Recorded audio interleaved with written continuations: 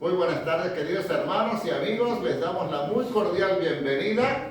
Bueno, a ustedes ya se los he dicho, pero ahora les decimos a los amigos y hermanos de YouTube que nos miran, damos la muy cordial bienvenida a Úrsula, que dice que nos ha estado mirando en nuestro canal de YouTube, y damos gracias a Dios por la oportunidad que Dios le ha dado de venir y conocer aquí nuestra comunidad.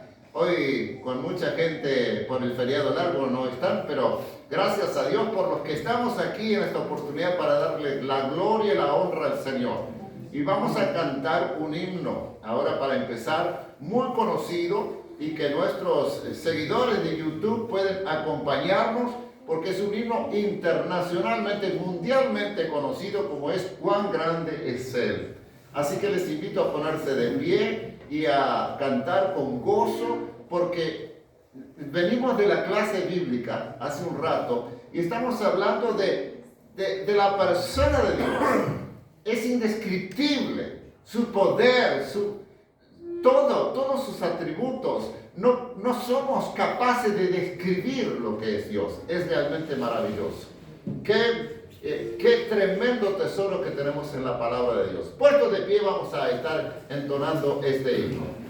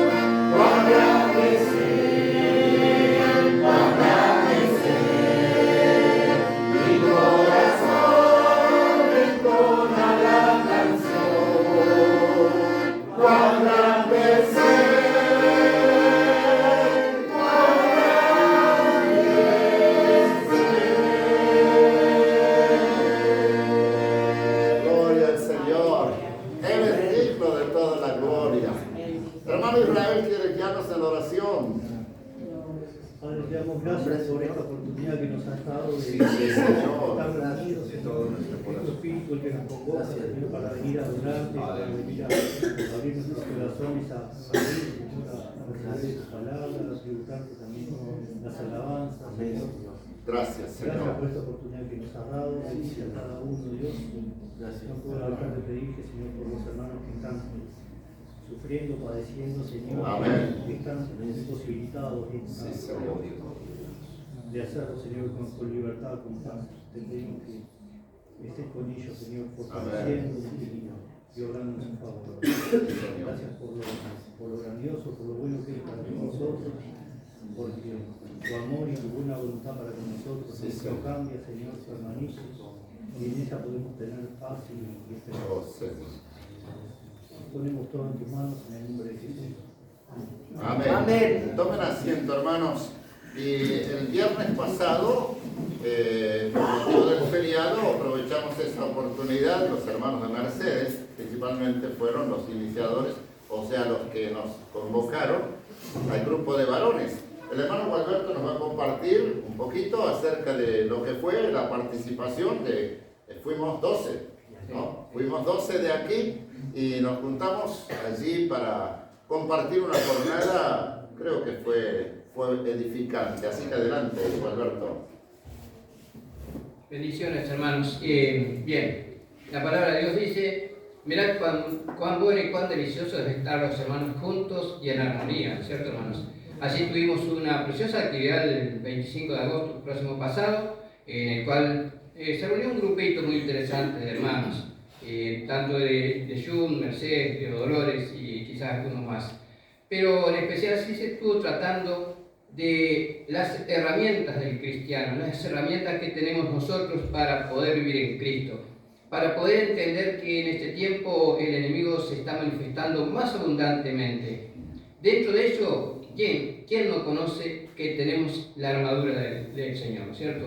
La armadura de Cristo es la que esencialmente nos lleva a nosotros a ver en dónde afirmarnos para poder enfrentar las tempestades que el enemigo está cada día presentando ante cada uno de nosotros.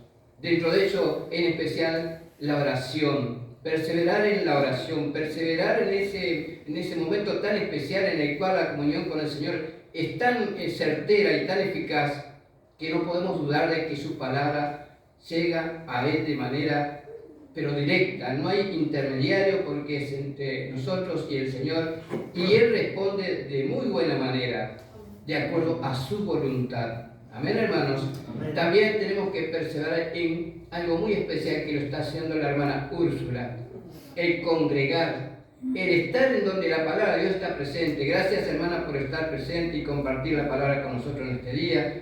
Ella no ha dejado de lado porque podía haber hecho cualquier otra cosa, sin embargo, sabiendo que había una actividad, un tiempo de recibir y compartir la palabra, ella dijo presente. Es lo que nosotros tenemos que hacer, hermanos.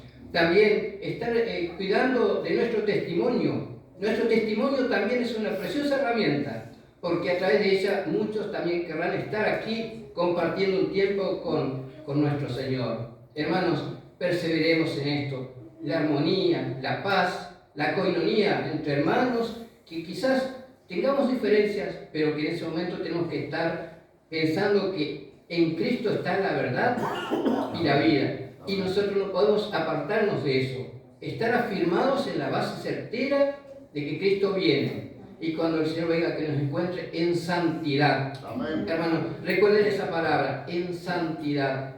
Cuidemos, Señor, como bien decía, en los 2 talleres que se presentaron, que nuestro pastor presentó uno de ellos, justamente habló de esta parte tan delicada, que el enemigo trabaja mucho la parte del atractivo sexual, el destruir la familia a través de ese elemento tan, que hoy es tan artero, por decir, y que se está manifestando abundantemente. Por motivo de ello, muchos matrimonios se están dispersando, se están apartando, pero allí la palabra de Dios quizás ha estado presente y la han dejado de lado. Señor, hermanos, perseveremos, congreguemos, demos testimonio de lo que Dios ha hecho en nuestras vidas y usemos las herramientas que el cristiano tiene disponible. La lectura de la Biblia, la participación en los estudios es fundamental.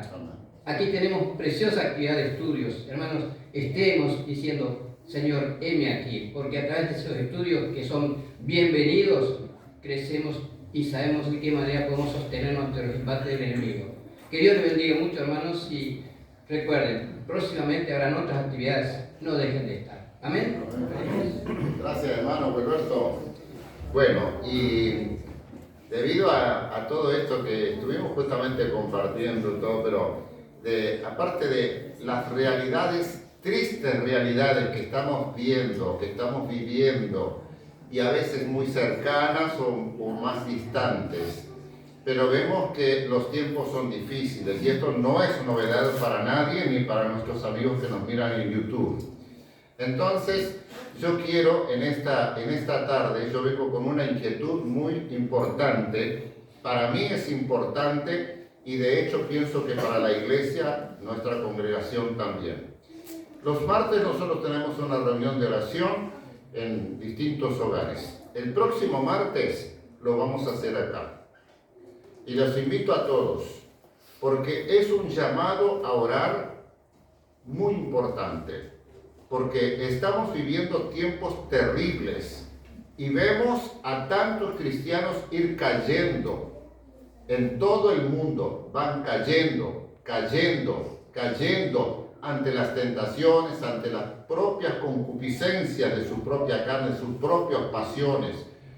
Exponía el viernes pasado y me da tristeza, dolor, que en los últimos años tengo una lista de más de 15 pastores que han destruido sus vidas, sus familias, las congregaciones por causa del sexo, por causa de un momento de placer. Y ni que hablar de gente de iglesia, de hombres de iglesia o mujeres de iglesia, o sea, miembros. No se miden las consecuencias, no se mira, no se está velando, no se está cuidando la santidad. Tenemos a veces iglesias con mucha gente y como dice Juan Manuel Vaz, tenemos las iglesias llenas de gente no nacida de nuevo. Están en la iglesia y se creen que son cristianos, pero no han nacido de nuevo, no tienen el Espíritu Santo que es el que los cela, los anhela celosamente y les impide caer en el pecado. Porque los va a salvar, los va a cuidar, los va a advertir, los va a llamar a la santidad. Y si nosotros no obedecemos a Dios, y si no aprendemos a depender de Dios, somos unos orgullosos. No preciso orar, no preciso congregarme, no preciso arrepentirme, no preciso confesar mis pecados, mis tentaciones. Entonces es candidato número 1 para la caída. Pero ¿quién quiere caer? Nadie quisiera caer, pero si no te cuidas, entonces vas a caer. El que cree estar firme, dice Pablo, mire que no caiga. Así que el próximo martes, para aquellos que miran por YouTube, que no están hoy presentes aquí, sepan, próximo martes, les esperamos aquí, el 19 de abril, casi José Pedro Varela, hora 19, y serán todos muy bienvenidos. Adelante, hermanos, con alabanza.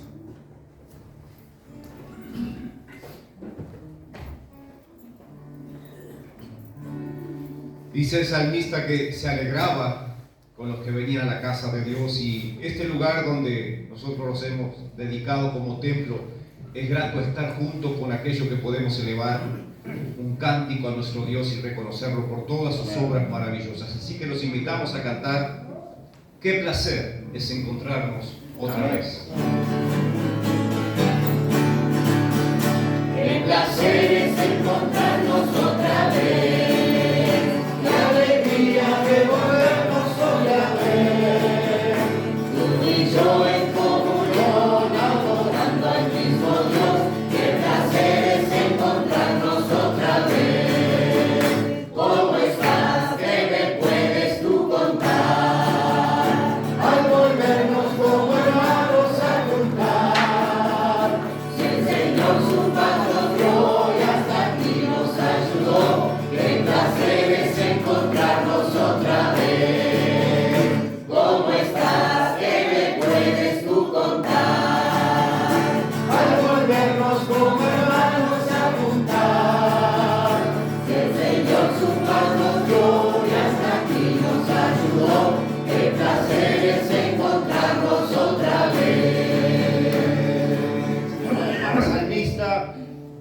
David era mejor estar un día en sus atrios. ¿Para qué? Para él poder adorar a Dios.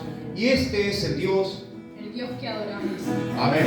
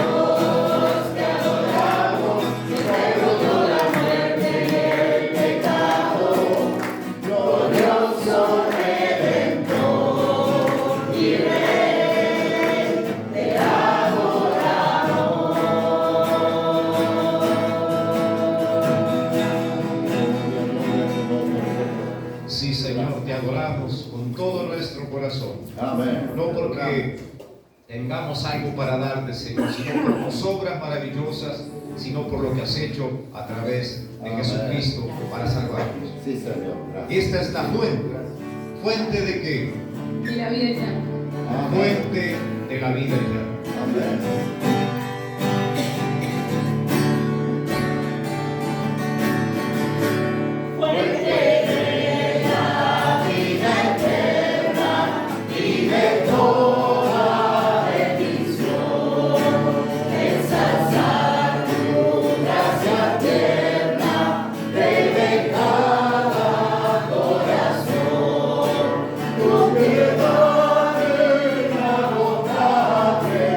Abundante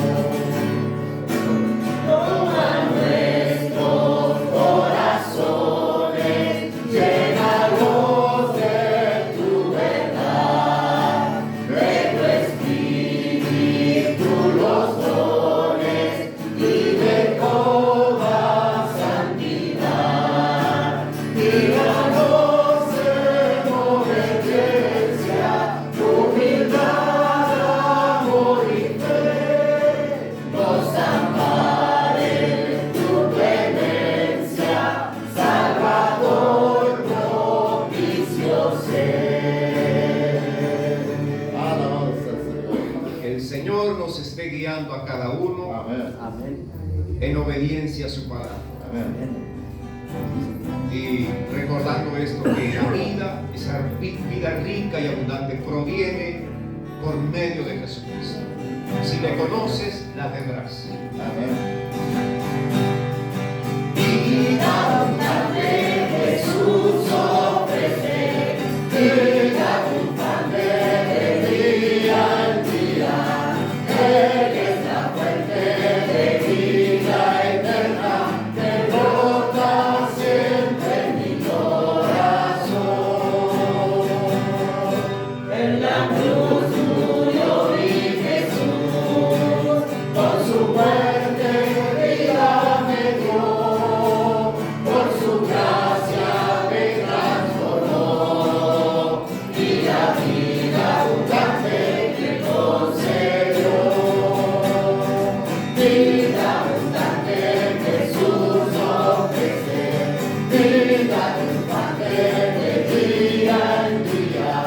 Él es la fuente de vida eterna que brota siempre en mi corazón. La mujer que fue y tocó el vestido del Señor, por su fe salud recibió, y la vida abundante Jesús me dio. Vida abundante Jesús ofrece, vida triunfante de día en día. Él es la fuente de vida eterna que brota siempre en mi corazón.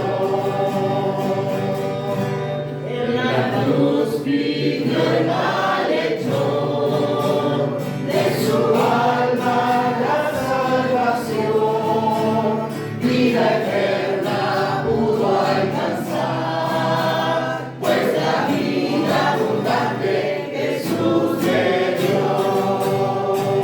Vida abundante Jesús ofrece, vida triunfante de día en día. Él es la fuente de vida eterna que brota siempre en mi corazón. Gracias, Señor. Si aún no has experimentado esa vida rica y abundante, que es a pesar de todas las cosas, no importa la circunstancia en la que tú vives, porque puedes estar muy mal, pero si tienes la vida rica y abundante que Jesús te ofrece, no importa de qué morir, porque viviremos para el Señor. Vamos a seguir cantando y vamos a reconocer las obras de nuestro Señor. Jesús, tú eres la persona más importante de este lugar. Amén. Amén. Gloria sea al Señor. Jesús, tú eres la persona más importante en este lugar. Jesús, tú eres la persona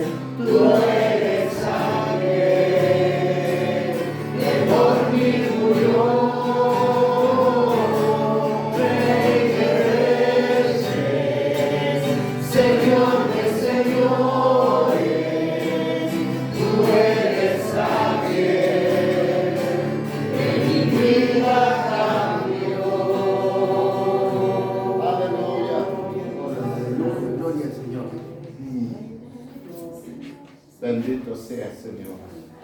Y seguimos proclamando lo que Él es, porque así como estudiamos la palabra de Dios y también lo afirma Hebreos capítulo 3 y versículo 8, que dice: Jesucristo es el mismo ayer, hoy y por los siglos. Amén. Y este es Rey de Reyes, Señor de Señores, es admirable, es consejero, Amén. Príncipe de paz, Emmanuel, Dios con nosotros.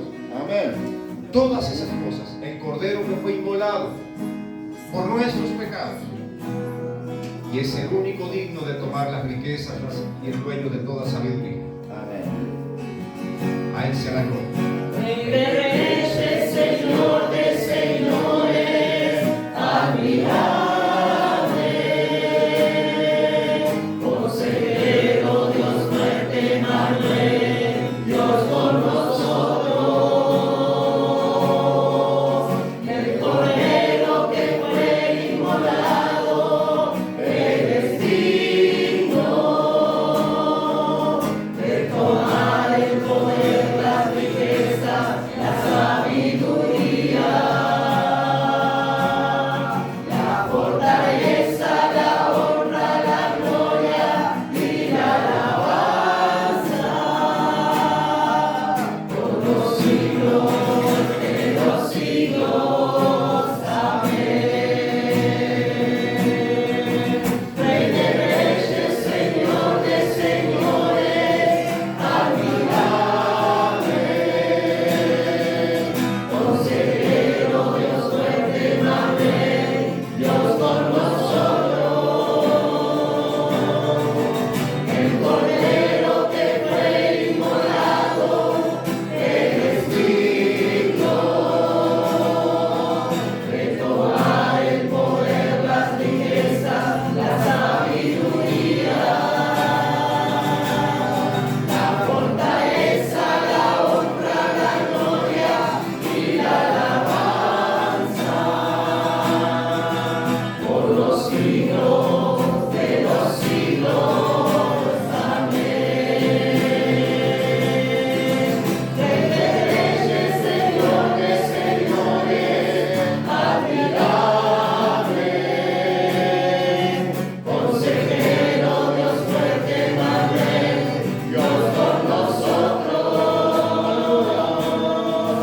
el Cordero que fue inmolado, eres digno de tomar el poder, las riquezas, la sabiduría, la fortaleza, la honra, la gloria y la alabanza por los siglos de los siglos. Amén. Por los siglos de los siglos. Amén. Por los siglos de los siglos.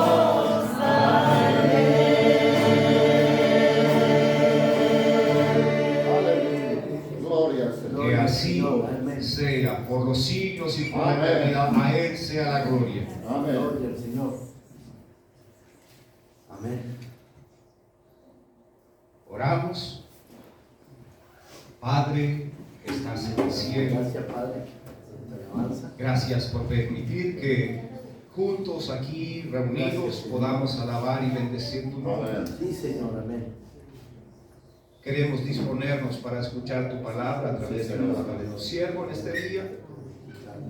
Que abras nuestro entendimiento y nuestro corazón y produzcas en nosotros todo aquello para lo que la envías a nuestras vidas. Que tu palabra, Señor santa y perfecta, obre Amén. Gracias, Señor. en cada corazón, en cada oyente. Que te glorifiques, que sanes al enfermo, levantes al caído, que salves al perdido, Señor, a través de eso. Y con respeto profundo delante de ti quedamos, Señor, para darte la gloria a través de tu palabra. Amén. Amén. Amén. Tomen asiento, hermano. Acabamos de cantar algunas alabanzas que nos hablan de grandes verdades. También hace un rato les convoqué para orar porque uno de los grandes motivos que tenemos es la abundancia de depresión en la niñez y la adolescencia, la juventud de nuestra sociedad, que está llevando a la ruina en tantas familias. Quiero decirles que sé lo que es esto, porque justamente a los 14 años, cuando estaba viviendo una crisis importante en mi vida personal, que creía que ya no tenía sentido vivir, me parecía que ya no tenía más nada por qué vivir, Jesucristo me salió al encuentro. En un lugar como este. Porque ¿para qué hemos construido este lugar? ¿Para qué dedicamos este lugar? ¿Para hacer teatro? Para encontrarnos con el Señor Jesús. ¿Para hablar del Señor Jesús? ¿Para entretener a la gente? Para entretener tiene en el mundo, la juventud tiene muchísimo para entretener. Hay parques, hay centros de diversiones, hay centros de esto, hay centros de todo. Para entretenerse hay a discreción. Pero para encontrarse con Dios no hay muchos lugares. Y este lugar lo dedicamos en el 2011, octubre del 2011, antes fue el Salón del Fondo, pero este lugar lo dedicamos para honrar al Señor y para proclamar su palabra. Nada más. No es para entretener a la gente, es para confrontarnos con la palabra de Dios. Y hoy seremos confrontados. Hoy seremos confrontados con la palabra que el hermano va a traernos. Porque el título que tiene este mensaje es solo en Dios. O Dios es el que da la vida. Adelante, hermano. Dios es el que da la vida. Este mundo no te da la vida. Saquémonos de la cabeza que hay que entretener a la juventud y que hay que divertirla para que estén a salvos. El mundo le ofrece toda la diversión y se van al suicidio y se van a morir sin Cristo. La iglesia está llamada para ser el lugar de la palabra de vida. Mi hermano, gracias te doy, Señor, porque mi hermano, a quien rescataste de las tinieblas, de la ruina, y le diste la vida nueva por el nuevo nacimiento, por Jesucristo. Gracias porque el Espíritu Santo también le ha llamado a servirte. Te ruego, Señor, que tome su boca para transmitir este mensaje. Tu palabra, Señor, es verdad. Abre nuestro corazón y nuestro entendimiento, Padre, para que la palabra dé fruto, Señor, en abundancia en nosotros y en todos nuestros amigos que nos siguen por YouTube. Te lo pido en el nombre de Jesús. Amén. Amén.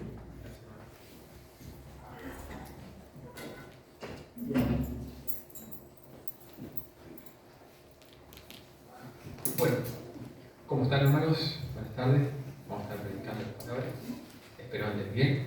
Y tomo las palabras que decían los hermanos, tanto Alberto como Germán, que qué lindo reunirse juntos para adorar al Señor y para escuchar la palabra, ¿no? La gente no quiere escuchar la palabra de Dios. No quiere. Me pasó el otro día con un muy allegado mío, ¿no? Que antes iba a la iglesia y todo. Y digo, vamos a juntarnos a leer la Biblia. No quiero eso, no quiero. Y me fue como un pacto para mí, ¿no? Y ahí valoro mucho esto. Valoro que estemos juntos aquí el día del Señor para escuchar su palabra, para adorarlo.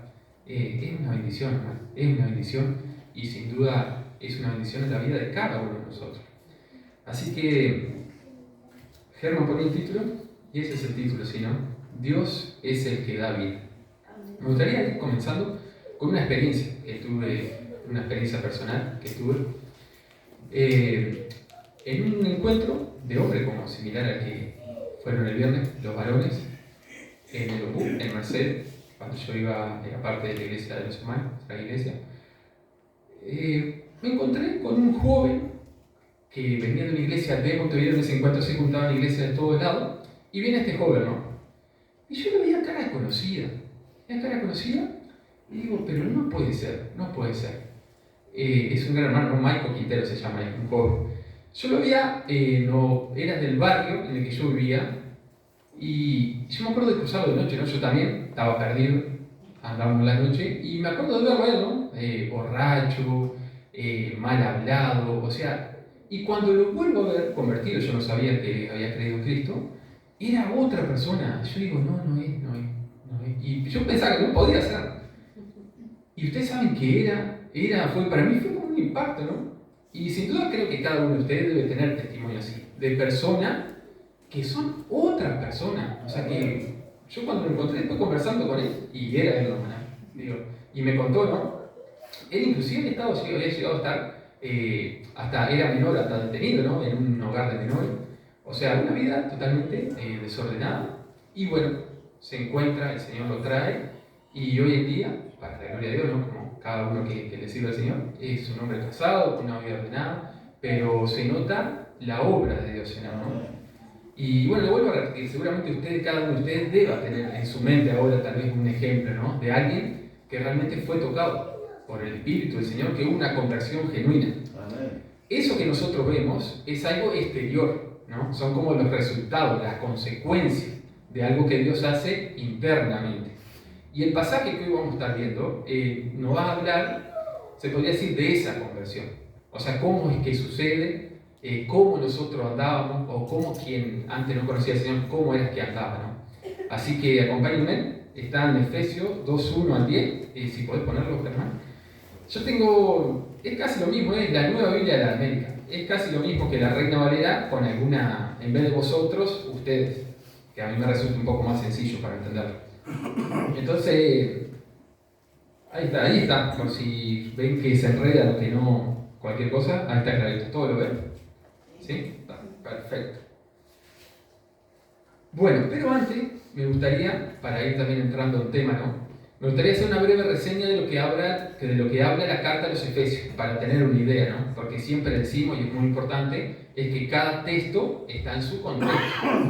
Sucede mucho que las falsas religiones sacan un texto del contexto para hacer decir algo que el texto no dice. Entonces yo le doy simplemente un breve resumen de lo que trata esta carta. Esto lo saqué de una Biblia de estudio y dice así que estén atentos. Una de las palabras claves, hablando de la carta de los Efesios, de esta carta es misterio, la cual aparece 7 veces. La primera declaración es la más importante. Pablo nos dice que Dios está ahora revelando el misterio de su voluntad, que es reunir todas las cosas en Cristo, tanto las que están en los cielos como las que están en la tierra. La gran evidencia de que esta redención cósmica está ocurriendo es la iglesia, el cuerpo de Cristo, su nueva humanidad. En la iglesia, Dios está uniendo al judío con el gentil, reconciliándolos y derribando la pared intermedia de separación entre ellos, mediante la cruz. Este misterio de Cristo estaba oculto en el pasado, es decir, antes de la venida de Cristo. Pero ahora se ve con claridad. Los gentiles son coherederos y miembros del mismo cuerpo, participando igualmente de la promesa en Cristo Jesús mediante el Evangelio. Eso significa, entonces, esto es importante, presten atención, que la iglesia es central en el propósito de Dios para el mundo, porque es una señal de la reconciliación final de todas las cosas en Cristo. La iglesia es la posesión preciosa de Dios, una colonia en la cual el Señor de la historia ha empezado a formar la humanidad renovada a su propia imagen. A grandes rasgos, esta carta nos habla de la iglesia de Cristo. Y es una carta muy preciosa, ¿no? La verdad que habla de temas tan profundos, es como, yo siempre me da la sensación, ¿no? Como que se corre el velo y nos muestra cosas tan profundas y eternas esta carta, porque nos habla desde la eternidad, nos habla que Dios nos escogió desde antes de la fundación del mundo, o sea, nos revela cosas que estaban en la mente de Dios. O sea, es imposible saberla si no fuera revelada de esta manera, ¿no? Entonces, esta carta lo que habla es que, porque ¿qué pasa? Acuérdense siempre el contexto, ¿no? Histórico también. Dios comenzó a trabajar con un pueblo, Israel, una nación, que de allí iba a venir la simiente prometida, iba a venir el Salvador, el Mesías. Pero cuando viene el Mesías, se cumple y ahora hay una nueva creación, o sea, hay un nuevo, se podría decir, pueblo de Dios. Que es, o sea, Dios siempre ha tenido un pueblo, sus escogidos a través de toda la historia. Pero en la iglesia, tanto judíos como gentiles son una nueva creación, dice. Estamos todos unidos. ¿Qué pasa? En el primer siglo, decirle esto a un judío te apedreaba. Yo ahora se lo digo acá, pero decir eso, o hasta ahora, si usted en Israel hay barrios en la ciudad de Jerusalén que son los judíos ortodoxos, que si yo digo esto, no sé qué pasa, pero lo menos me sacan para afuera y me dan una paliza. Entonces, claro, nosotros decimos judíos y gentiles, ¿no? Como que no tenemos tanto. Pero era un mensaje muy, no sé si llamarlo renovador, pero muy fuerte en ese momento. Que los gentiles eran admitidos, que eran parte del pueblo de Dios. Entonces, esta carta, se puede decir que el mensaje central es ese plan eterno que Dios está haciendo en la iglesia. Y la iglesia es tanto judíos como gentiles. ¿Entienden? Ese es el mensaje de toda la carta. Y hoy vamos a ir avanzando, ¿no? Nosotros venimos hablando de que el capítulo 1 de Efesios es una obra eterna de Dios que Dios nos muestra. Dice que Dios nos escogió delante de la fundación del mundo. Y todo siempre lo ha hecho para su gloria y lo ha hecho en Cristo, de reunir todas las cosas en Cristo en el cumplimiento de los tiempos. Después enseguida en el capítulo 1, Pablo oraba, ¿se acuerdan que la vez pasada? Y daba gracia por sus hermanos, por cómo estaban caminando, porque estaban en la fe, y a la misma vez oraba al Señor para que le diera conocimiento de Dios. Muy importante, ¿no? Pedir al Señor que nos revele más de Él. Y ahora es cuando entramos a este pasaje, Efesios 2, del verso 1 al 10, que es lo que hoy vamos a estar viendo. Yo se lo voy a leer en esta versión, así que no se asusten si hay alguna palabra diferente. Si quieren lo pueden seguir ahí. Si lo que te voy a pedir, Germán, si está medio atento, de ir cambiando. Vamos a leer del verso 1 al 10, Efesios 2. Acuérdense en el título, ¿no? Dios es el que da vida. Dice así, Efesios 2, del 1 al 10. Dice, y Él le dio vida a ustedes, que estaban muertos en sus delitos y pecados, en los cuales anduvieron en otro tiempo, según la corriente de este mundo, conforme al príncipe de la potestad del aire, el espíritu que ahora opera en los hijos de desobediencia. Entre ellos también todos nosotros, en otro tiempo, vivíamos en las pasiones de nuestra carne, satisfaciendo los deseos de la carne y de la mente. Y éramos por naturaleza hijos de ira, lo mismo que los demás. Pero Dios, que es rico en misericordia, por causa del gran amor con que nos amó, aun cuando estábamos muertos en nuestros delitos, nos dio vida juntamente con Cristo. Por gracia ustedes han sido salvados. Y con Él nos resucitó, y con Él nos sentó en los lugares celestiales en Cristo Jesús, a fin de poder mostrar en los siglos venideros la sobreabundante riqueza de su gracia por su bondad para con nosotros en Cristo Jesús. Porque por gracia ustedes han sido salvados por medio de la fe. Y esto no procede de ustedes, sino que es don de Dios, no por obras, para que nadie se gloríe.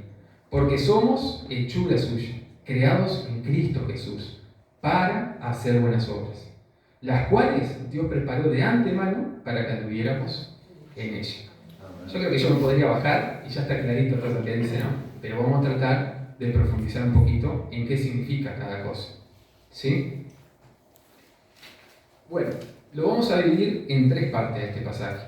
Lo primero que nos va a hablar del versículo 1 al 3 es de una condición de muerte, de una condición perdida, de una condición que es la que anda el mundo, que anda quien no conoce a Cristo verdaderamente.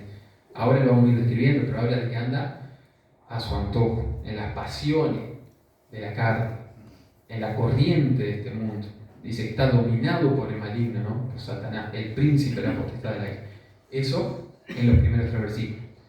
Los otros versículos nos van a hablar de Dios interviniendo, de una obra divina, se puede decir, una intervención divina que lo cambia todo.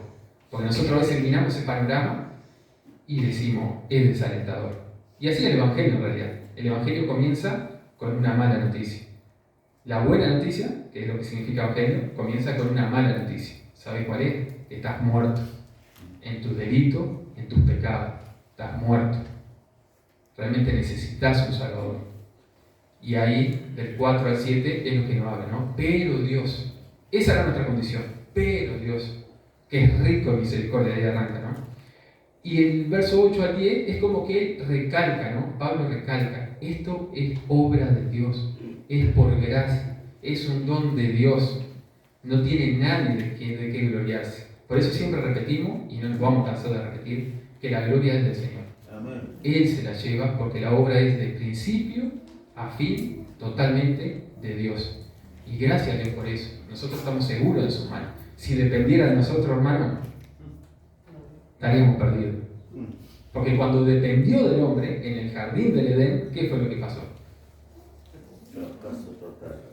Lo que hoy vivimos nosotros, enfermedad, muerte, pecado y todo, fue allí, ¿no? La caída. Entró el pecado, entró la muerte, entró el dolor, la tristeza, etcétera, etcétera. Entonces, del verso 1 al 3, esta condición de muerte. Acá la verdad que habla de muchas características, no da un panorama muy claro de lo que significa esta muerte, esta condición de muerte. Lo primero que comienza diciendo el pasaje es esa idea central, que es el título, ¿no? Dios es quien da vida. Vieron que cuando arranca nomás dice, y Él le dio vida a ustedes. Capaz que ustedes lo dicen de otra manera, ¿no? Y vosotros. Él les dio vida a vosotros. Bien. Bueno, y Él le dio vida a ustedes. Comienza así el pasaje. Si ustedes se quedan con eso, se van a quedar con la idea central, ¿no? Él le dio vida a ustedes. Y enseguida dice que estaban muertos en sus delitos y pecados. ¿Qué significa estar muerto en delitos y pecado? A la luz de este pasaje del contexto, lo que significa es una insensibilidad. O sea, un muerto, ustedes van al cementerio, imagínense un cuerpo que hace un par de días que murió, y le hablan. Hola, ¿cómo andás? Así, este hombre está loco, ¿no? O sea, es totalmente insensible, no te va a contestar de ninguna manera. Podés invitarlo a jugar al fútbol, lo que sea, el muerto está muerto, ¿no? Entonces, ¿qué expresa? Dice, usted está muerto en sus delitos y pecados. Por un lado, es eso, que éramos totalmente insensibles a la vida espiritual. Y yo lo invito a mirar su propia vida, antes de conocer verdaderamente a Cristo. Era algo que a nosotros nos refalaba, era algo que no le importaba. A mí me pasó, yo me convertí a los 21 años. Antes de eso, no sé, ninguno de mi familia es cristiano ni por el estilo, pero tampoco nunca nada me interesó. Una vuelta el vecino me habló, pero era como algo que, bueno, está, sí, qué bien, ¿viste? Pero era algo totalmente insensible, nunca me llegó al corazón, nunca. Pero sin embargo, claro, Dios tiene su tiempo, y cuando llegó el tiempo, llegó el corazón, ¿no? Pero muerto en su delito y pecado significa eso, una vida totalmente insensible, ajena a Dios, que no le interesa, que no quiere saber nada. Eso en un primer sentido. Después también hay otro sentido, que también se puede aplicar acá, cuando dice muertos nuestros delitos y pecados. Delito es una transgresión. Lo que significa es que nosotros hemos transgredido, o todo en realidad hemos transgredido, ¿no? Delitos y pecados, muertos. ¿Y qué pasa? Imagínense, esto es una figura que lo van a entender. Imagínense Estados Unidos, o que acá estuviera la pena de muerte, ¿no? Vos matás a alguien, tenés que morir. Imagínense que yo, acá hay pena de muerte, voy y mato a alguien. En ese momento sale una sentencia para mí. El juez da una sentencia. Martín Seriano mató a fulano. La sentencia es, tiene que morir. En ese momento que sale esa sentencia, yo ya estoy muerto delante de la ley. En ese momento estoy muerto. Por más que después se va a llevar a cabo como la acción, ¿no? La silla eléctrica o lo que sea. Pero en el momento que el juez dice, él es culpable, tiene que pagar, en ese momento delante de la ley está muerto. Así estamos nosotros cuando no conocemos a Cristo. La ley de Dios ya nos acusó, ya estamos condenados. Delante de Dios estamos muertos. Entonces, en esos dos sentidos se puede aplicar a este pasaje, ¿no? Primero, estábamos totalmente insensibles. Dice, Él le dio vida, ¿cuándo? Dice, Él le dio vida a ustedes que estaban muertos en su delito y pecado, totalmente insensibles, sin saber, y a la misma vez condenados por la ley de Dios. Infringimos muchos mandamientos. Dice que si vos infringís un solo mandamiento, ya sos culpable de toda la ley. Y imagínense la cantidad de mandamientos que nosotros hemos infringido en nuestra vida. Y tal vez vos estás hoy acá y no conoces a Cristo. Esa ira, esa justicia está sobre vos. Ya sos hombre muerto. Ya sos hombre muerto. Entonces lo primero que nos dice el pasaje, ¿no? Nos habla de muerto en nuestros delitos y pecados. Era como estábamos antes. Y después habla de una corriente, ¿vieron que dice? En las cuales anduvieron en otros tiempos según la corriente de este mundo.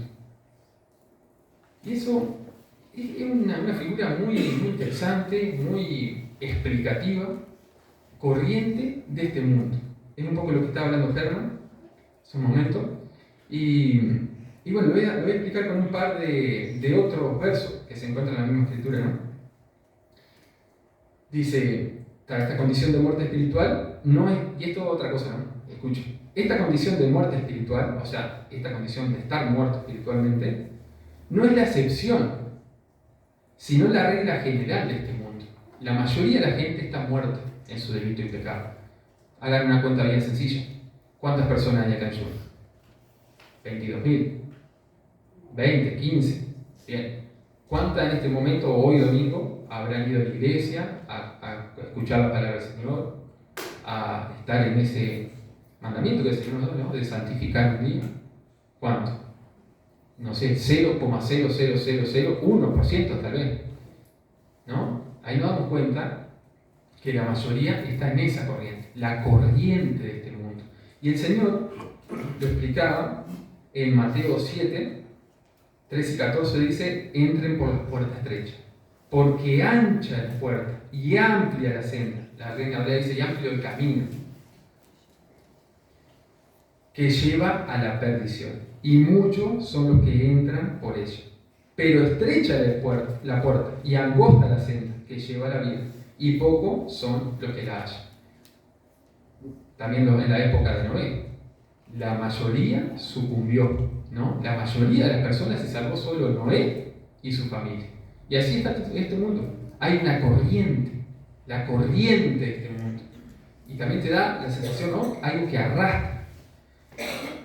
También Proverbios 14:12 dice: hay caminos que al hombre le parece derecho. Y así en la vida vos vas a hablar con una persona y decís: ¿qué estás haciendo con tu vida?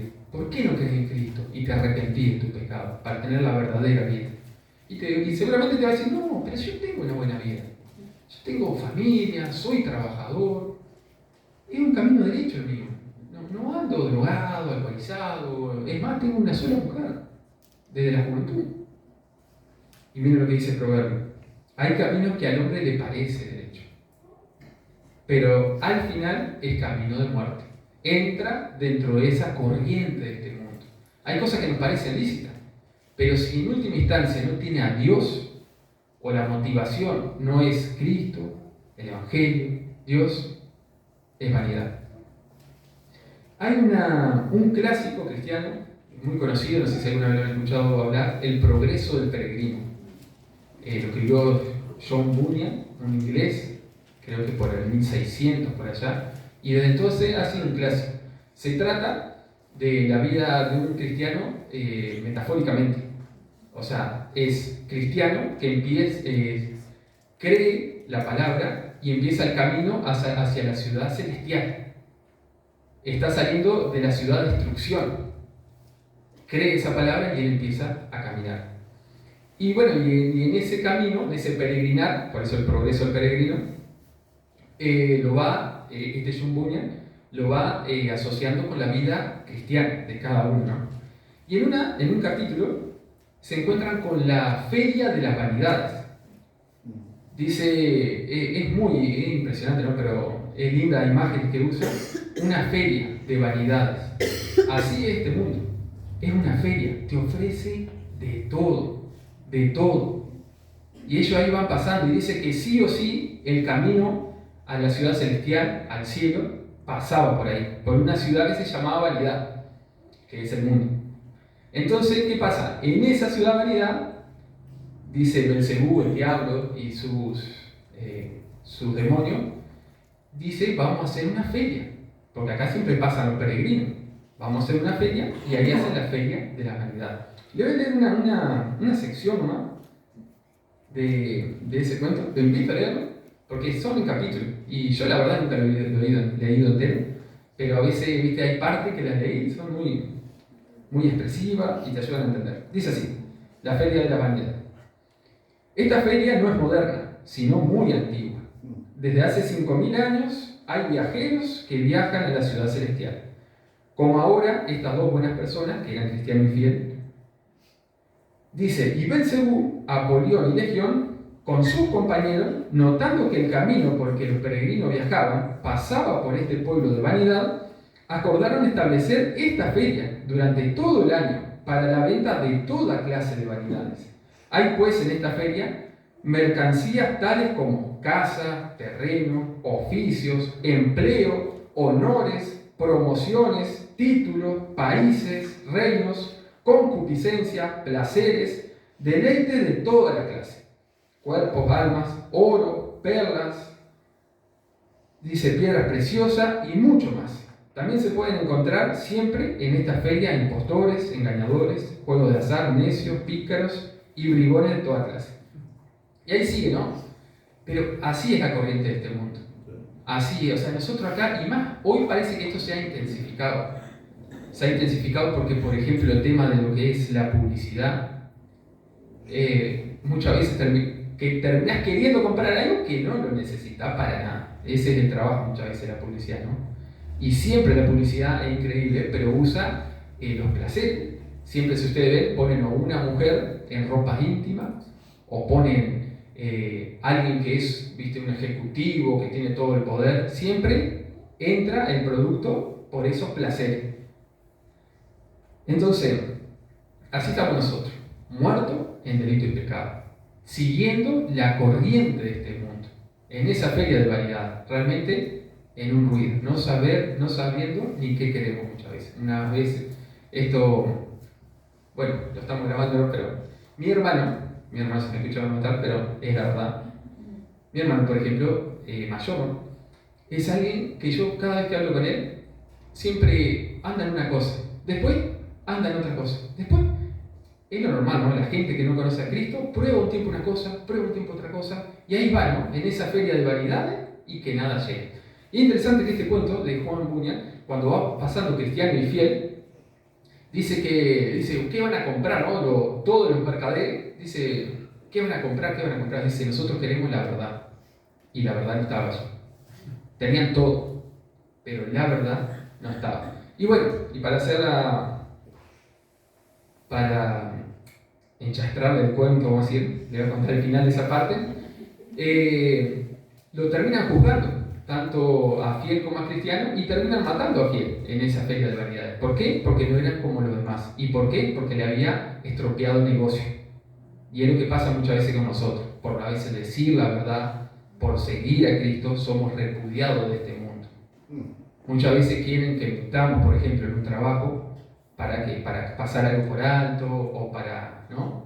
Entonces muchas veces pasan esas cosas, y hermano, somos llamados a pagar el precio. Somos llamados, o sea, tenemos una patria celestial que nos está esperando. Capaz que mañana estamos ahí, no lo sabemos, pero vamos camino. Y en esta feria, o sea, en este mundo, que es vanidad, todo va a pasar. Muchas veces eso, nos van a querer vender cosas, nos van a querer que nos desviemos del camino, pero firme. Seguimos. Entonces, habla de la corriente de este mundo. Y ahí dice, el verso 2 de Efesios, dice, la cual anduvimos en otros tiempos según la corriente de este mundo, conforme al príncipe de la potestad del aire. Ese príncipe de la potestad del aire es Satanás, el diablo, el enemigo. Príncipe de la potestad del aire. Ahora, ¿por qué se le llama así, no? ¿Por qué se le llama príncipe y que tiene potestad, que tiene autoridad? ¿No? ¿Dios le dio esa autoridad? ¿No? Me hago pregunta. ¿Saben cómo es la historia? Dios, cuando crea al hombre, pone al hombre como autoridad sobre este mundo, allá en el Edén. Dice, vas a señorear sobre todo al hombre. Pero cuando la serpiente engaña a la mujer, el hombre peca, es de alguna manera destituido, es caído de esa autoridad. ¿Y quién pasa a gobernar este sistema? Satanás. ¿Quién es el que revierte eso? Es Jesucristo, en la cruz. Eso está en Colosenses 2:15, que dice que públicamente expuso. Ahí volvió a vencer. El primer hombre, Adán, cayó en pecado, perdió todo. El segundo Adán, que como lo nombra Romanos 5, Cristo recuperó. Y la iglesia es una nueva creación que Dios está formando. Aquella creación cayó. Ahora una nueva creación por Cristo, ¿no? Entonces, pero en este tiempo dice que el diablo es el príncipe de la potestad del aire. Es de alguna manera quien opera. ¿Vieron que usa ahí una palabra? Dice que opera en los hijos de desobediencia, ¿no? Entonces, esto ustedes lo han escuchado, pero es bueno siempre repetirlo, que el cristiano tiene varios enemigos. Uno es el diablo. Otro es el mundo, todo esto que estamos hablando, ¿no? Y otro es nosotros mismos, nuestra propia concupiscencia, nuestras propias pasiones. Entonces, acá lo que está diciendo es el diablo, este enemigo, está operando, está trabajando. La palabra allí que se usa en el griego viene de energizar. Exactamente es energeo. Significa ser activo, eficiente, trabajar en, obrando eficazmente. Lo que está diciendo es que el diablo obra eficazmente. Se podría decir, es quien gobierna este sistema mundo. Esto es muy sencillo. Usted entra en internet, en cualquier buscador que le ponga noticia, y usted ahí todo lo que le va a poner, va contra Dios. Eso es así. Siempre está publicitando o canciones que incitan a la sensualidad, a la idolatría, entretenimientos vanos. Siempre. O sea, ¿y qué? Y vos decís, pero ¿cómo está todo eso tan bien pensado? ¿Cómo hay tanta, empresa? ¿Cómo está todo tan bien organizado este sistema mundo? La respuesta está acá. El príncipe de la potestad del aire, que opera, que trabaja eficazmente, que tiene todo eso bajo control. ¿En quién? Dice, en los hijos de desobediencia. El verso 2. El espíritu que ahora opera en los hijos de desobediencia. ¿Y qué significa hijo de desobediencia? Esto dice que es un hebreísmo, ¿no? Lo que quiere decir es como que tienen por madre la desobediencia. Naturalmente son desobedientes. Es algo que ellos hacen naturalmente. Son desobedientes. Así que estamos en ese primer punto, que es esta condición de muerte, esta condición perdida, esta condición de que estamos muertos, ajenos a Dios, condenados por Dios. Esta condición que se encuentra en esta corriente de este mundo. Es una corriente enorme que te arrastra. Esa corriente que te ofrece de todo. Lo que quiera está ahí, menos la verdad. Lo que quiera está ahí. Esa condición, esa corriente que está gobernada, dice, por el príncipe de la potestad del aire, por Satanás. Esa era la condición en que nos encontrábamos. Y ahora le vamos a agregar un poco más todavía a esa condición, que dice, viviendo, dice allí, entre ellos también todos nosotros, en otro tiempo, vivíamos en las pasiones de nuestra carne. Otro enemigo, ¿no? Tenemos el mundo, tenemos el diablo, y ahora tenemos las pasiones de la carne. Dice, ahí Pablo, es interesante, vieron que cambia, viene diciendo ustedes, y ahí dice nosotros. Ahí él se suma, ¿no? Entonces es interesante porque si ustedes ven la vida de Pablo era un religioso de primera línea, ¿no? Era fariseo de fariseo. Dice, era intachable en todo lo que hacía. Pero sin embargo, él acá está confesando, dice, yo vivía en las pasiones de la carne. ¿No? Muchas veces la religiosidad, muchas veces el creer que yo soy bueno delante de Dios es una pasión más. Es una pasión más. Entonces, déjenme leer acerca de lo que significa las pasiones de la carne, ¿no? Así que los que se encuentran en esta condición de muerte espiritual viven para sí mismos y para satisfacer sus propios deseos egoístas. Viven para sus pasiones. Su Dios es su apetito. Dice, su Dios es el vientre, dice la Reina Valera. Dice, son deseos, ¿qué son las pasiones de la carne? ¿Qué son?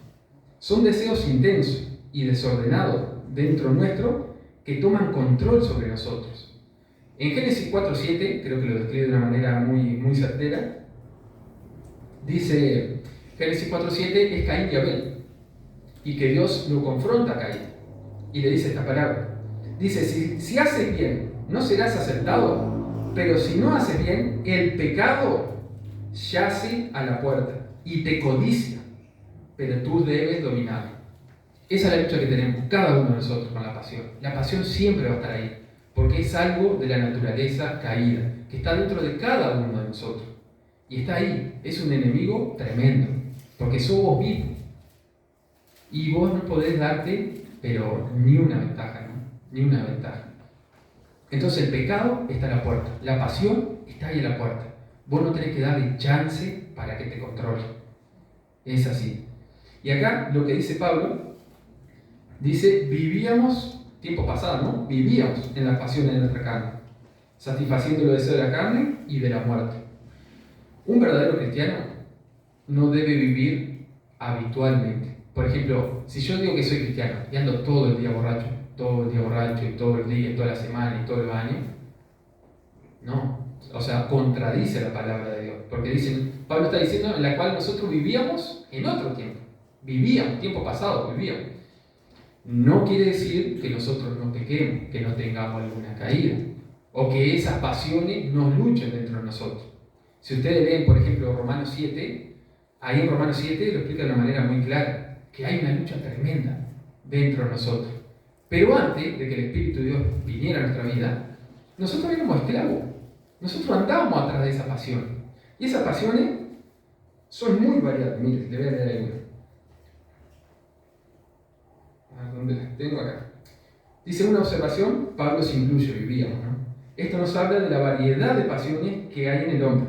Puede ser desde un deseo lujurioso, una pasión, vinculado a lo sexual, como un deseo de codicia por dinero, o bienes de este mundo, o incluso un deseo religioso, que produce arrogancia y justicia propia. Son todas pasiones, son todas pasiones. A la prueba está cuando el Señor decía, ¿cuál había salido justificado antes? Que había un publicano y un fariseo. El publicano, el único que decía delante de Dios era, Señor, sé propicio a mí, soy pecador. Señor, soy pecador, salvame, no puedo. Y el otro, el fariseo religioso, con todo el conocimiento del Antiguo Testamento, vamos a decir, decía, gracias Señor, porque no soy como este publicano. Yo sí que soy bueno. Yo oro todos los días, doy diezmo, ayuno. Y el Señor dice, ¿cuál de los dos salió justificado antes? El publicano. Entonces, esa arrogancia es otra pasión. El amor al dinero es otra pasión. Lo que tiene vinculado a la lujuria, a lo sexual, es otra pasión. Y ahí, ¿no? Y cada uno, o sea, no hay nadie de acá, de los que estamos acá, y de toda la humanidad, a excepción de Cristo, no hay quien se salve de las pasiones de la carne. Capaz que uno tiene una lucha con una cosa, otro tiene una lucha con otra. Y bueno, y ahí hay que saber entender al otro también, ¿no? Porque a veces nosotros decimos, pero ¿cómo no podés controlar a alguien? Bueno, tan fácil te queda calladito y ya está. Y no, pero es una pasión a veces chisme, o sea, son cosas que combaten dentro nuestro y quieren salir, quieren tomarnos a nosotros, ¿no? O otro con este tema de lo sexual, ¿no? La pornografía. Impresionante cómo ha avanzado eso, ¿no? Entonces, hermanos, hay pasiones, todos tenemos pasiones. Nosotros tenemos que luchar esa batalla. Tenemos que lucharla. Y eso es día a día, desde que me levanto hasta que me acuesto y por toda tu vida. Pero hay promesa de que el Señor está con nosotros, hay promesa de que en la fuerza del Señor se puede, no hay que buscarlo en otro lado, ¿no? Y sentir esos deseos no es pecado. Lo que es pecado es ceder a ellos. Jesús dice, ¿no? Cuando alguien codicia en su corazón una mujer que está pecando. ¿Vieron? Cuando hay una codicia, hay algo que vos le das lugar. Santiago lo explica muy bien también. Dice que nosotros somos tentados cuando de nuestra propia concupiscencia, nuestra pasión, somos atraídos, somos seducidos. Y allí, ahí hace esa analogía con una mujer que es provocativa, que te está llamando. Dice, después que vos vas y caes allí, ¿no? en el anzuelo, ahí el pecado. Y ese pecado, ¿qué es lo que pasa? Genera muerte. Y esto es muy práctico, hermano. Todos luchamos con pasiones. Y cuando nosotros empezamos a ceder a esas pasiones, en nuestra vida, ¿saben lo que vemos? Vemos muerte espiritual. Y no solo espiritual, se empieza a ver en todo. En mí primeramente, en lo que tengo alrededor, y así va tomando todo. Entonces, luchen contra esas pasiones. Y Pedro dice lo siguiente, dice, como hijos obedientes, no se conformen a los deseos, a las pasiones que antes tenían en su ignorancia, sino que así como aquel que los llamó es santo, así también sean ustedes santos en toda su manera de vivir, porque escrito está, sean santos porque yo soy santo. Ese es el llamado a nosotros. Entonces hay promesa, hay poder. Si hay algo que nos está costando enfrentar, oremos al Señor. Señor, dame fuerza, no estoy pudiendo con él. Bueno, seguimos, hermanos. Entonces, esta es la condición que se encontraban los hermanos de Éfeso. Esta es la condición que nos encontramos nosotros antes de conocer a Cristo. Y esta es la condición que hoy se encuentra la mayoría de la gente. ¿Sí? Una condición de muerte espiritual. Una condición en esta corriente de este mundo, dominado por el maligno, siguiendo las pasiones de su carne, pensando todo el tiempo. Eso es otra cosa. Yo lo viví en carne propia, ¿no? Cómo el Señor va limpiando la vida de uno, la mente de uno. Uno antes de conocer al Señor pensaba tal vez todo el día cualquier barbaridad. Y después que conoce al Señor, el Señor va trabajando. Con su poder uno va santificándose. Y de eso se trata, ¿no? Entonces, esta era nuestra radiografía. Y tal vez hoy sea la tuya, yo no lo sé. Esta era nuestra condición. Y tal vez hoy sea la tuya, yo no lo sé. Recuerda, Dios es el que da vida. Recuerden eso. Dios es el que da vida. Si vos te concebís en esta muerte espiritual, vení a Dios. Dios es el que da vida. Un muerto, pues hermano, Dios es el que da vida. Y seguimos, ¿no? Y ahora, del 4 al 7, es cuando viene el obrar de Dios. Una intervención divina para vida, le ponía yo, ¿no? Hasta ahora es todo sombrío. Esta condición es totalmente sombría. Pero ahora viene, se puede decir, la buena noticia. Y empieza así, ¿no? Pero Dios, todo esto era verdad. Estábamos muertos en nuestros delitos y pecados, siguiendo la corriente de este mundo, en nuestras pasiones, pero Dios. Cambia la cosa, ¿no? Pero Dios. En medio de un mundo perdido, totalmente adverso y controlado por el maligno, interviene Dios, que es rico en misericordia. Y algo muy importante también, dice, Dios interviene de su propia voluntad. No hay nada que lo obligue a actuar fuera de sí a Dios. Si Él hubiera dejado a toda la humanidad en esa condición, ¿no? Yo le pregunto esto. Adán pecó. Y después en Adán dice que todos caen, todos somos pecadores. ¿Dios tenía alguna, por decirlo de una manera, alguna obligación de salvar? Si Él mandaba todo al infierno, ¿eso era injusto? Para nada, al contrario, es justo, es lo que nos merecíamos. No hubiera hecho ninguna falta si hubiera condenado a todos, de un momento a otro. Pero, no, dice, pero Dios que es rico en misericordia, por su gran amor con que nos amó, dice la Reina Valera. Entonces, ¿qué es lo que mueve a Dios ahora en los que son salvos? Su misericordia. Ve esa condición y Él decide salvar. Él quiere salvar. Él salva. Y dice por el amor. Pero Dios quiere con misericordia por causa del gran amor con que nos amó. Tiempo pasado, ¿no? En Jeremías dice, con amor eterno te he amado. Y en Efesios 1 dice que nos conoció desde antes de la fundación del mundo. Nos predestinó, nos eligió. Entonces, hermano, qué seguro que estamos en Cristo. Qué seguro que estamos en esta obra de Dios. Que es una obra eterna. Que se va manifestando en el tiempo.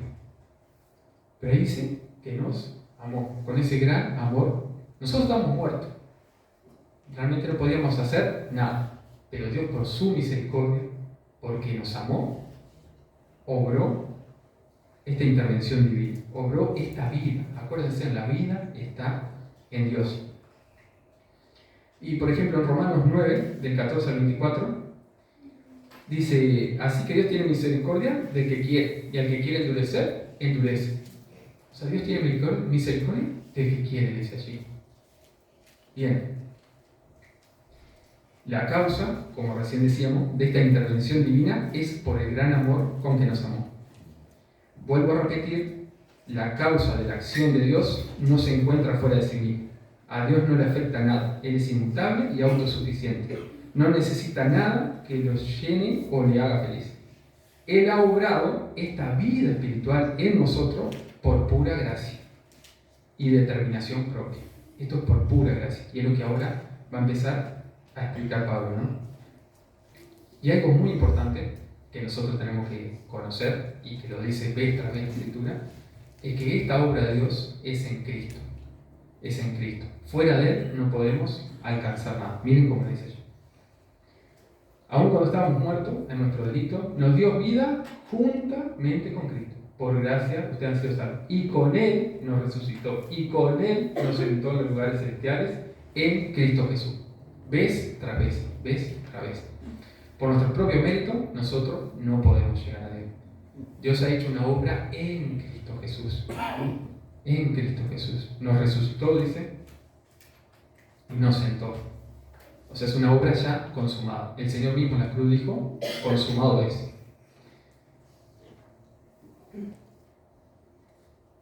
Y ahora la pregunta es, ¿cuál es el fin de toda esta obra? ¿O por qué lo hizo el Señor? ¿Por qué hizo esta obra tan maravillosa? Según el pasaje, dice, porque Dios es bueno, por su bondad, por su bondad. El fin de toda esta obra es la gloria de Dios. Mostrar su abundante gracia. Dios se lleva el mérito.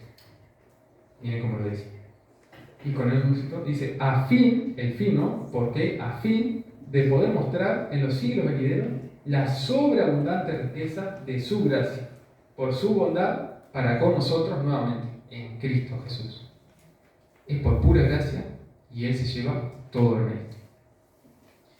Y ya entrando a la última parte, que sería el verso 8 al 10, acá lo que deja bien claro Pablo es que la salvación es de Dios. Es totalmente de Dios, ¿no? Dios es el que da vida y de Dios es la salvación. La fe, que es el medio para alcanzar la gracia, para alcanzar esta gracia de Dios, es un don de Dios. Dios quien lo da. Miren cómo lo dice aquí. Dice, porque por gracia ustedes han sido salvados, por medio de la fe. Y esto no procede de ustedes, sino que es don de Dios. No procede de nosotros. Es algo que obra Dios. Esto lo tenemos que entender, como decíamos, a la luz de todas las cartas. Es una obra eterna que Dios ha hecho, que nos está mostrando en esta carta. Pues nosotros leemos el capítulo 1 y nos dice eso. Dios nos escogió, Dios nos trajo, nos resucitó. Y ahí sigue avanzando, ¿no? Y ahora lo está diciendo, es por gracia, es por fe, y esto no es de nosotros, es don de Dios. Es Dios quien lo da, ¿no? Déjenme leer esta parte acá. Dice, con esto en mente, podemos decir sin temor a equivocarnos que la salvación es totalmente del Señor. Ahí dice que es por gracia, por medio de la fe. Y bien clarito, ¿no? Y esto no procede de ustedes, sino que es don de Dios. La fe, que es un medio para alcanzar la gracia, esa gracia salvífica de Dios, es un don de Dios. Por ejemplo, mira, acá le pongo un ejemplo muy práctico. Los grupos pentecostales, sobre todo, ellos creen que la salvación se pierde. ¿Por qué? Porque creen que la fe es del hombre.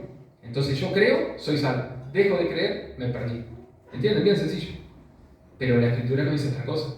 ¿Qué nos dice la Escritura? La salvación es del Señor. Es por fe. Y yo no lo digo, miren, está más claro. Sino que es, dice fe, y esto no procede de ustedes, sino que es don de Dios. Bien clarito, ¿no? Entonces, ¿por qué nosotros estamos seguros en Cristo? y porque es una obra eterna de Dios. Nosotros estamos en esa obra, pero es Dios quien la ha hecho, ¿no? Y si quieren acompáñenme a Hechos 13, 48 y 49, simplemente para afirmar esta idea.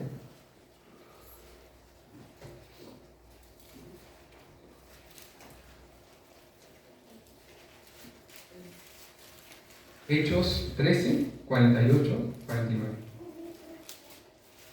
Acuérdense que capaz está un poquito diferente esta, pero en esencia lo mismo. Dice, oyendo esto, los gentiles se regocijaban y glorificaban la palabra del Señor.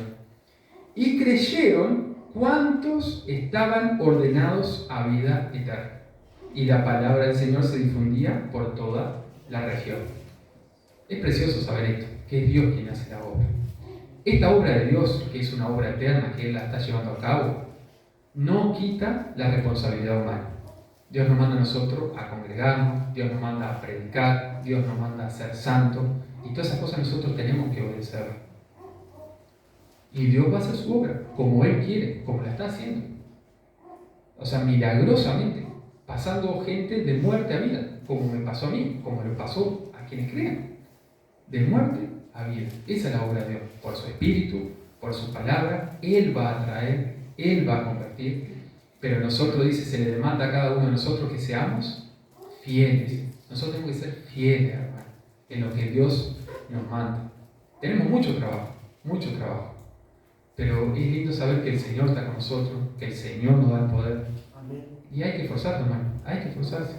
Nosotros tenemos que enfocarnos en esas cosas. Entonces, la fe es un don de Dios. Por eso nuestra salvación está segura. Si nosotros hemos creído verdaderamente, nuestra salvación está en Cristo. Por gracia, por fe, somos salvos. Y también, ya entrando a lo último, lo dice también muy claro, ¿no? No es por obra, para que nadie se gloríe. Y acá hay mucha enseñanza, que si uno presenta este pasaje, por ejemplo, ya derrumba cantidad de falsa enseñanza. Acá vemos varias enseñanzas que chocan de frente con falsas enseñanzas de otras iglesias, en especial la iglesia romana, por ejemplo. Acá vemos varias horas de la reforma. Acá vemos que la salvación es solo por fe. Si uno cree verdaderamente, es salvo. Solo por gracia. Lo dice, ¿no? Por gracia. Solo Cristo es quien salva. Y la gloria solo a Dios. ¿Entienden? Hay enseñanza de acá está muy claro esta enseñanza, pero sin embargo, falsas enseñanzas hay por todo el mundo, ¿no? Diciendo que uno para ser salvo tiene que guardar sacramento, que para ser salvo tenés que tener la autoridad de la única iglesia madre, y etcétera, etcétera, tantas otras enseñanzas. Pero la Escritura, ¿qué nos dice? No, uno es salvo, uno tiene vida espiritual solo por Cristo, solo por la fe, solo por gracia, y solo esto es toda la gloria de Dios, ¿no? Y como último, Dios ha preparado un camino para que transitemos, quienes hemos sido salvados en Cristo. Dice ahí el último, porque somos hechura suya, creados en Cristo Jesús para hacer buenas obras, las cuales Dios preparó de antemano para que anduviéramos en ellas. ¿Se dan cuenta que de principio a fin es una obra de Dios? ¿Se dan cuenta que es una obra eterna? ¿Ustedes lo leyeron a ese pasaje? Yo la primera vez que lo leía, y lo leí hasta hace poco, lo leí, y no lo entendía, ¿por qué? ¿No? Dice, las cuales preparó de antemano. Dios ya preparó todo para que nosotros andemos. Ya está todo preparado. ¿Entienden? Entonces, hermano, a modo de aliento, escuchen estas palabras, ya para terminar. Hermano, Dios nos ha preparado un camino para que andemos en él. Anda con confianza, mi hermano. Dios está con nosotros. No te abandonaré, es su promesa. Aunque andes en valle de sombra de muerte. No temas, el Señor está contigo. Él es un tierno pastor que conoce todas tus aflicciones y enjugará toda lágrima. No mires este mundo y su vanidad, pon los ojos en Cristo. Amén. Ven a Cristo. Ven a Cristo. Hermano, si no lo conocí, vení a Cristo. Y si lo conocí, vení a Cristo igual para caminar. Vamos a ver. Señor, te damos gracias por tu palabra. Señor, ayúdanos que esta palabra entre a nuestro corazón, que la vivamos, Señor. Necesitamos de tu poder. Tú conoces nuestros corazones, conoces nuestra lucha, conoces nuestras pasiones. Señor, y gracias por esa obra eterna en la cual estamos seguros, Señor. Gracias por Cristo, porque solamente a Él es la gloria, solamente Él es, Señor, la salvación. Y Padre, pido que tú bendigas a los hermanos que bendigan tu iglesia aquí en Sur. Señor, ayúdanos a obedecerte día a día, por amor, Señor. Te lo pedimos en el nombre de Cristo Jesús. Amén. Amén. Gracias, Señor.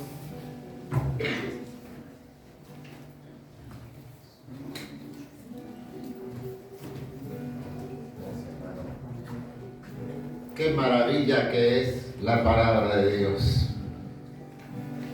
La iglesia no es la feria de vanidades. La iglesia es el lugar donde se proclama la verdad de Dios. Qué clarito que es el mensaje de Dios dado por el apóstol Pablo. Muy claro. Hasta los niños pueden entender esto. Estamos en tiempos peligrosos, donde se exalta al hombre. Todo es el hombre y se está minimizando a Dios. Qué triste. Y así va el mundo. Así está el mundo. Pero nosotros seguimos proclamando al Todopoderoso y el Todo Suficiente y el único que puede salvar. Solo Él. Y aquel hombre traficante de esclavos, duro de corazón, insensible, cuando se encontró con Dios, fue transformado a hijo de Dios. Y nos dejó este precioso poema que vamos a cantar ahora, puestos de pie. Sublime gracia del Señor, que a mí pecador salvó. Perdido estaba yo, mas vine a sus pies y ciego visión.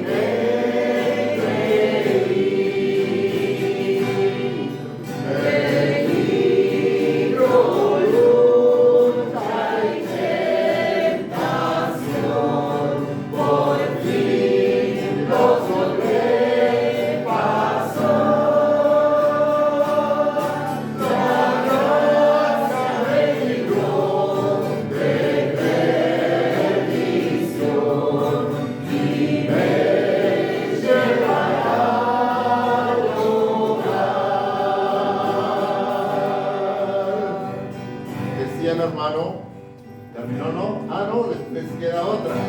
Perdón. Después de años mil de estar allí, en luz como la del sol, podremos cantar por tiempos sin fin las glorias del Señor. El hermano Martín nos dice, si no tienes a Cristo, ven a Cristo.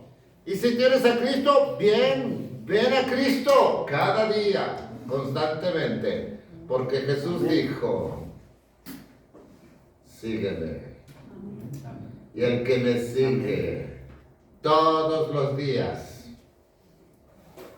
Estimados amigos y hermanos de YouTube, vengan a Cristo. No a feria de vanidades, a Cristo. Y busca su salvación. Y síguele a Él. Que Dios les bendiga. Hasta la próxima.